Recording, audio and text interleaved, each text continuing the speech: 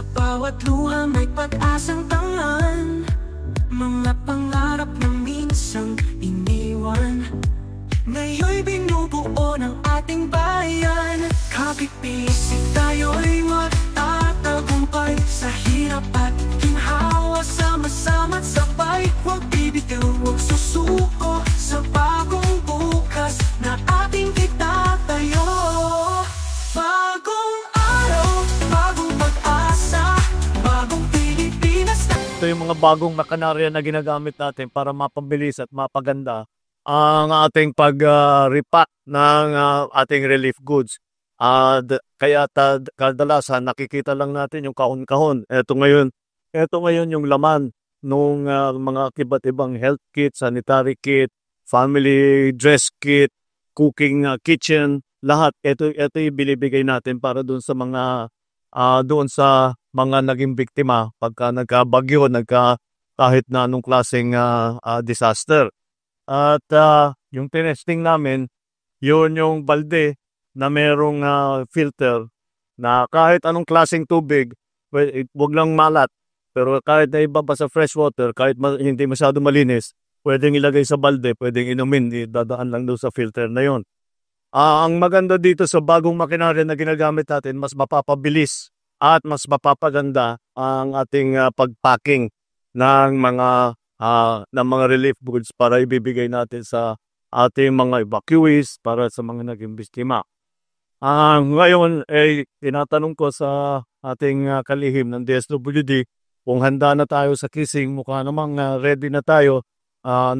Lahat ng warehouse ng DSWD, lalo na dito sa Luzon, especially up to Northern Luzon, although meron nang humingi ng tulong sa Region 7, mabuti na lang may ganito rin tayo sa Cebu. Ganyan na halos pareho na makinarya at sila ginagawa rin nila. Kaya naka-ready naman tayo sa kung ano pa ang mangyayari.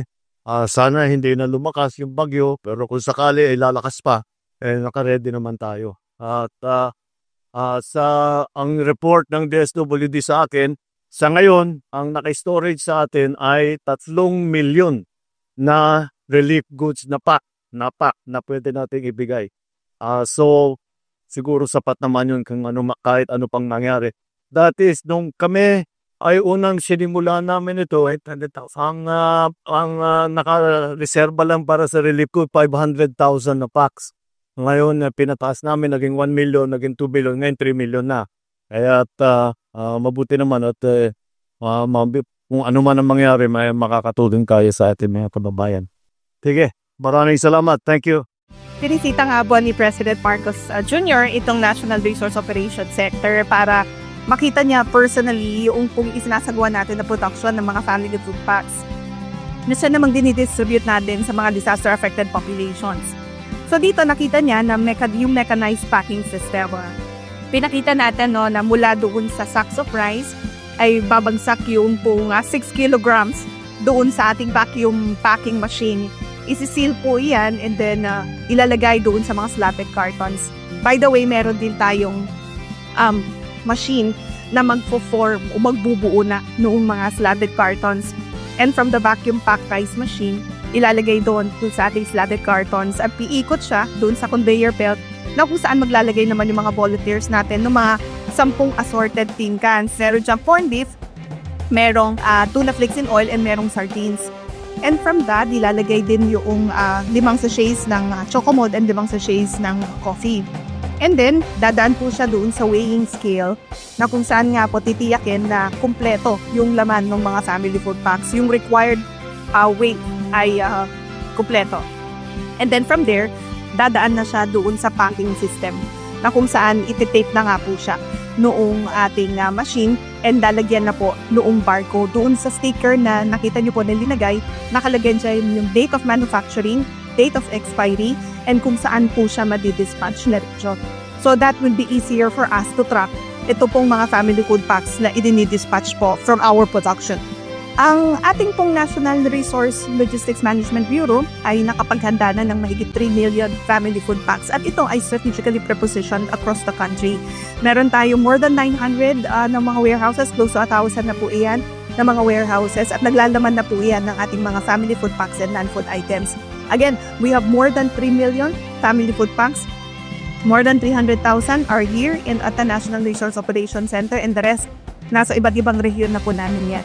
And then, aside from the family food packs, of course, meron din tayo mga non-food items na nakaka-preposition na rin sa iba't ibang lugar sa ating pong bansa. Gayun din, yung ready-to-eat food packs na nailagay na rin sa ating mga warehouses and sa mga major and clinical ports around the country. Actually, before pa man po dumating si Bagyong Krising, ay nakahanda na talaga ang DSWD with the continued production of family food packs. And nagpapatuloy po ito na isasagawa ng ating pong departamento. Kung kaya nga po, handa tayo na tumugon sa mga pangangailangan ng ating mga kababayan na maapektuhan nitong si Bagyong Krising.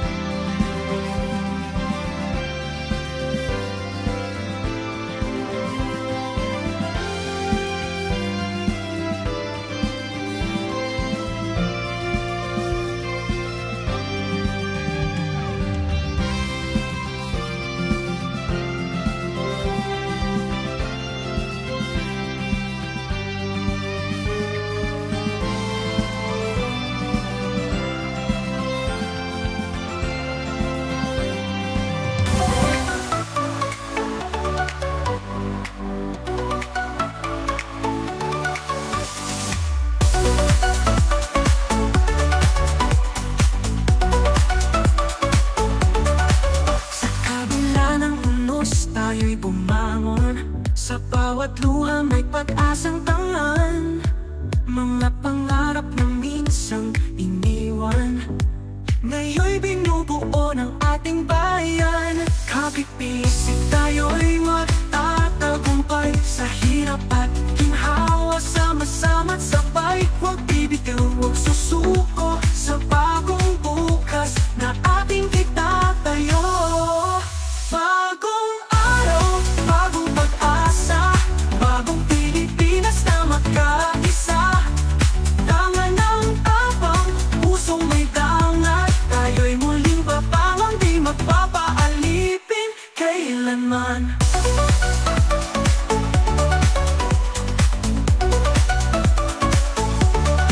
Sa bawat sukat tayo'y maghihilom, sa bawat pagkadapa muling aahon. Bawat init, bawat kamay, iisa. Hawak ang pangarap ng ating bansa. Kapit-pisik tayo'y magtatagumpay, sa hirap at ginhawa sama-sama't sabay. Huwag bibitaw, huwag susuko, sa bagong bukas na ating itatayo. Bagong araw, bagong pag-asa, bagong Pilipinas na magkaisa. Tangan ng tapang, pusong may dangat, tayo'y muling babangon, di magpapaalipin kailanman.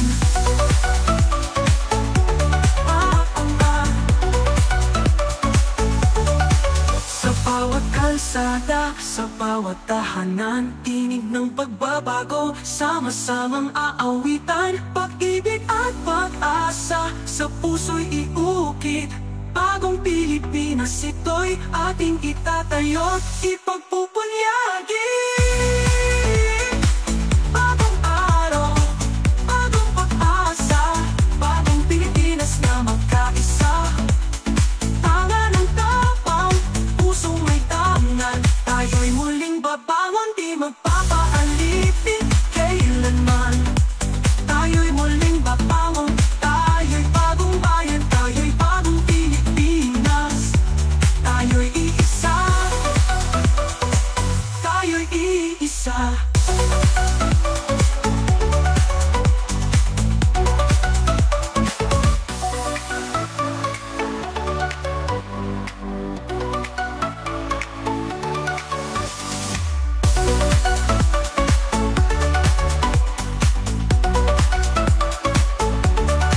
Sa kabila ng unos, tayo'y bumangon, sa bawat luha may pag-asang tangan. Mga pangarap na minsang iniwan, ngayon'y binubuo ng ating bayan. Kapit-pisik tayo'y magtatagumpay, sa hirap at ginhawa sama-sama't sabay. Huwag bibitaw, huwag susuko, sa